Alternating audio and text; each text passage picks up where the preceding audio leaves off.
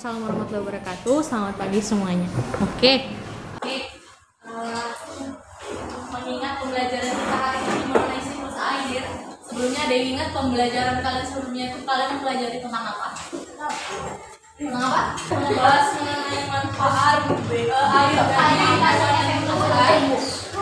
dan tumbuhan. Hari ini kita akan mempelajari mengenai siklus air.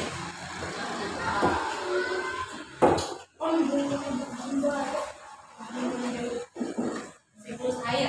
Sebelum kita memasuki lebih dalam apa itu tentang siklus air, kita nyanyi dulu yuk untuk refleksi. Boleh berdiri semuanya.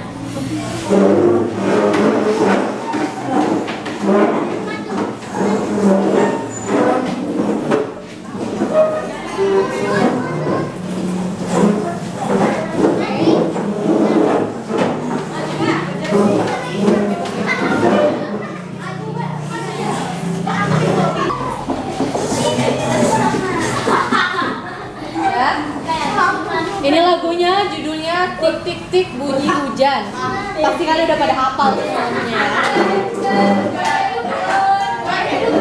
Oke, suaranya.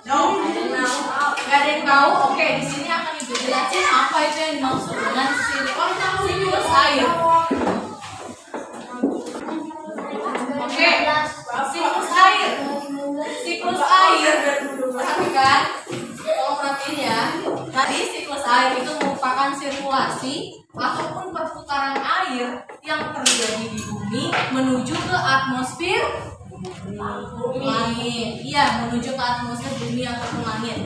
Bisa dikasih bawahnya bahwasanya sirkulasi merupakan siklus air merupakan sirkulasi atau perputaran air dari bumi, dari air laut menuju ke atmosfer atau bumi. Jadi misalnya kalian ditanya nih, apa namanya coba? Rizky. Oke, Abang Rizky, misalnya ditanya apa yang dimaksud dengan siklus air? Abang jawabnya apa? Rizky. Oke, Abang Rizky, misalnya ditanya apa yang dimaksud dengan siklus air? Abang jawabnya apa?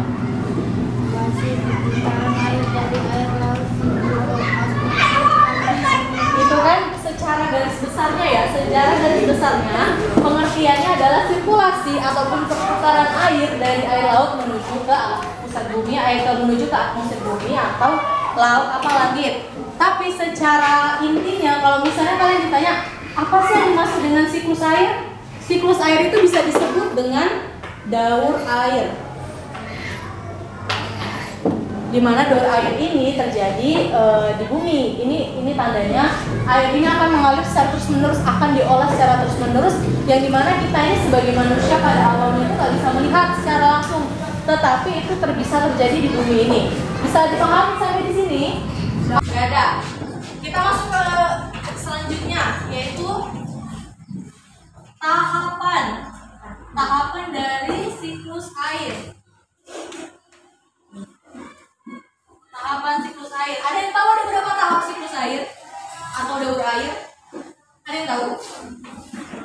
Nggak ada yang tahu ya? Ini pembelajaran kalian yang sebelumnya loh. Tahapan siklus air itu ada 3. Yang pertama adalah tahap evaporasi.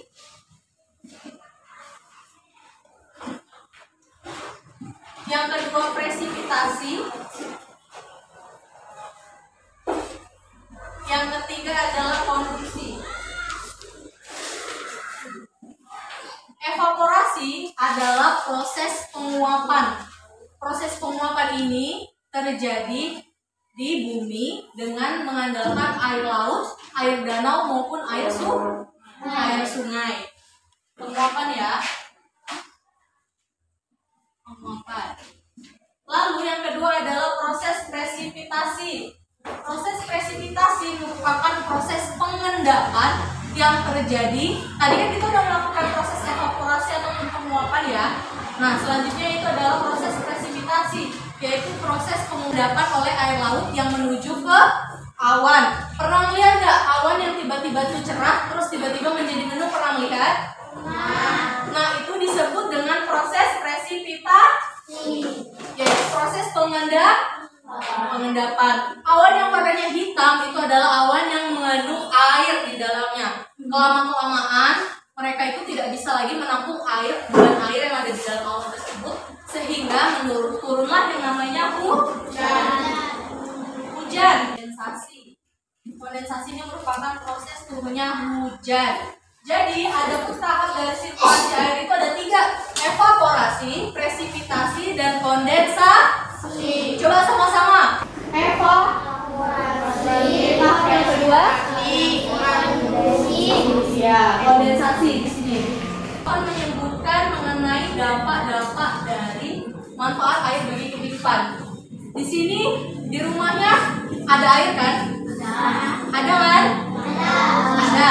Apa kegunaan air kalian di rumah? Mandi. Cuci baju, mengepel, dan cuci mobil, minum. Iya benar. Yang paling benar adalah minum dan kebutuhan kita sehari-hari. Dan paling utama kalian kalau nggak ada air kayak mana, bayangin? Hausan ya kan?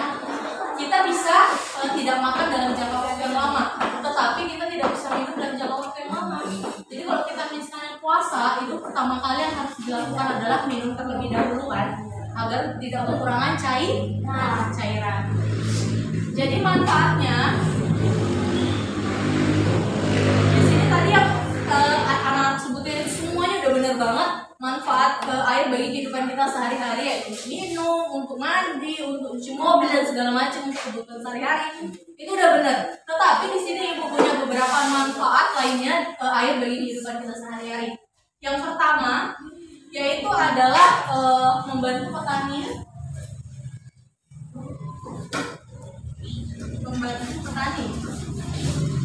Dalam sawah. Kalian pernah lihat sawah? Pernah lihatnya di mana? Di Jawa. Di TV Bu, di TV Muazzam itu ada Bu sawah kok. Oke benar. Kita manfaatnya itu yang pertama adalah membantu petani dalam mengaliri pesawahan. Nggak sawah aja, perkebunan juga. Nih Ibu mau nanya, apa yang terjadi apabila sawah tersebut dialiri oleh air? Sawah tersebut akan tumbuh subur atau tidak? Subur. Tumbuh dengan subur, tumbuh dengan hijau. Nah, sawah itu menghasilkan apa? Padi. Sawah itu menghasilkan padi, lalu padi tersebut berubahlah menjadi beras. Yang kita konsumsi namanya apa? Beras. Nasi. Kalian makan beras, nggak makan nasi. Yang kita konsumsi itu nasi. Nasi itu dari beras.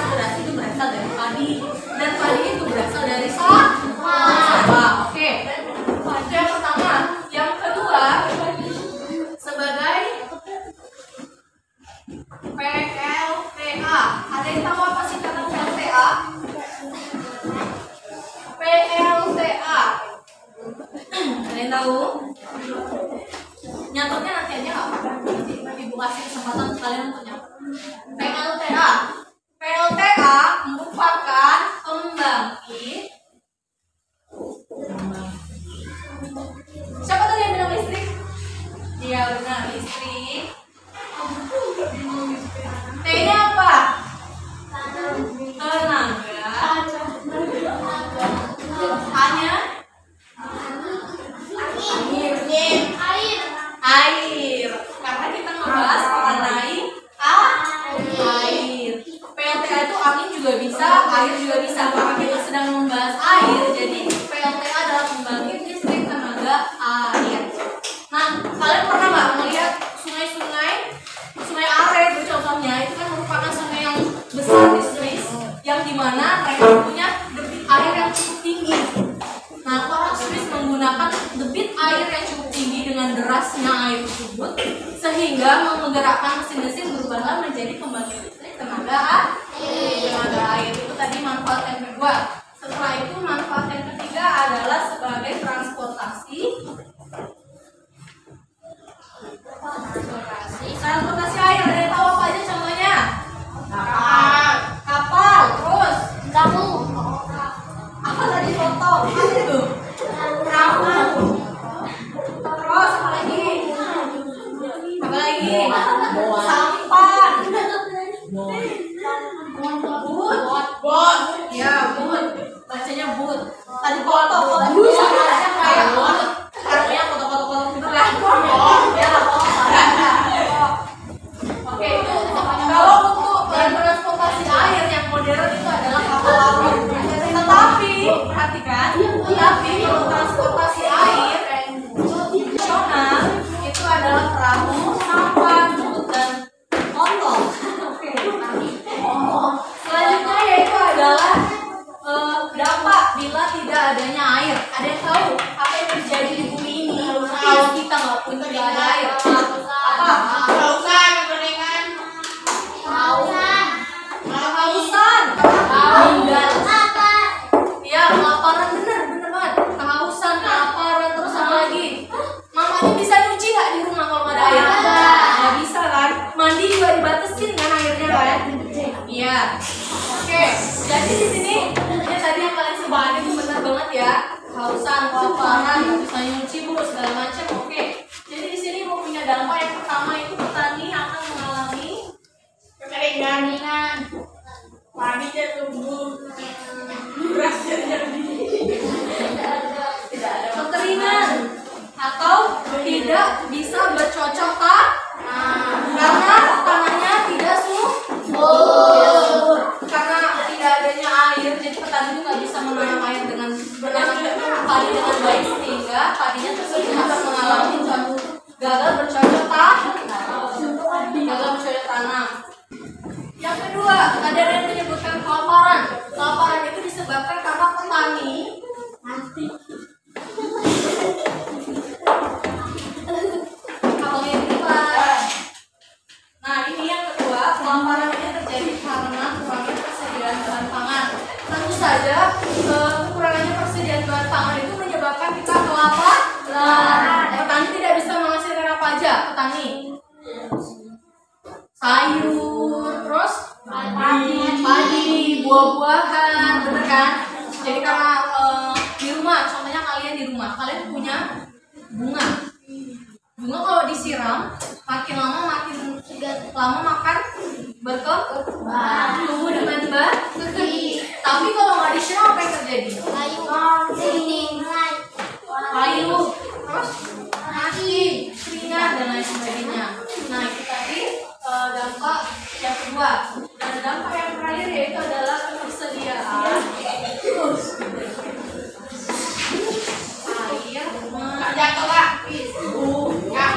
menipis. Maksudnya kalau kalian nggak ada air di rumah, tentu sumber mata air itu pasti akan mampet. Sumur-sumur tuh nggak ada airnya. Pernah nggak di rumahnya kayak gitu? Nggak pernah kan? Gara-gara kekeringan rumahnya pernah nggak air masuk dari bangun? Kan? Nah itu tadi dampak yang ketiga. Nah selanjutnya ibu mau perhatikan. Untuk selanjutnya di sini kita akan kembali ke media yang tadi. Poster ini kalau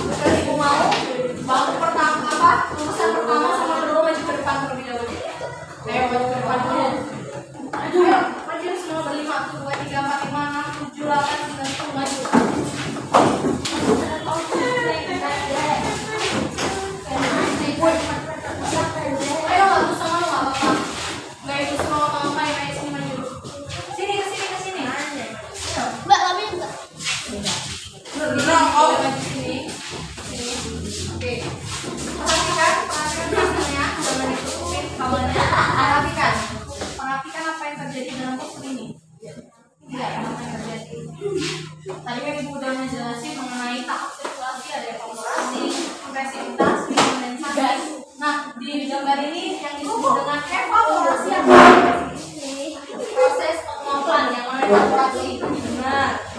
Terus tahap presipitasi. Yang mana? Presipitasi yang mana? Presipitasi apa tadi? Mengendap, beberapa oleh awan, atau ditambah presipitasi. Terus yang terakhir proses kondensasi. Ya, benar. Nah, dari yang dulu aku jelasin. Ya, Bang. Oke, silakan duduk. Silakan duduk. Enggak, silakan. Terima kasih ya. Oke, selanjutnya meja ini barisan ini dan barisan ini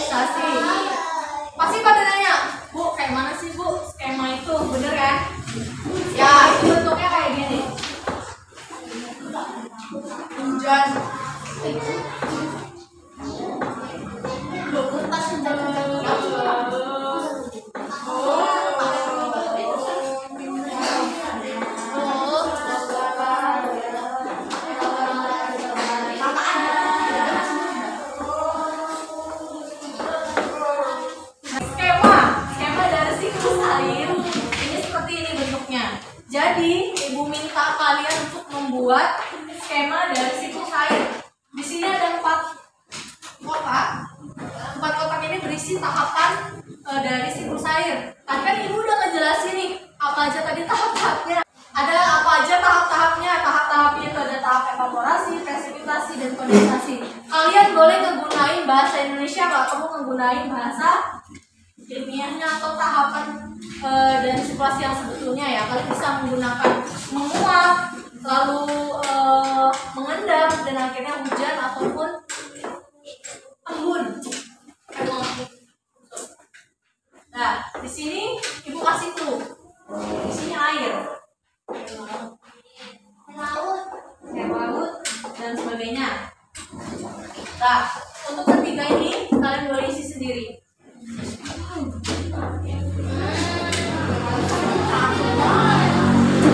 Yang tadi benar-benar memperhatikan Ibu menjelaskan tahapan dari siklus air pasti bakalan tahu jawabannya.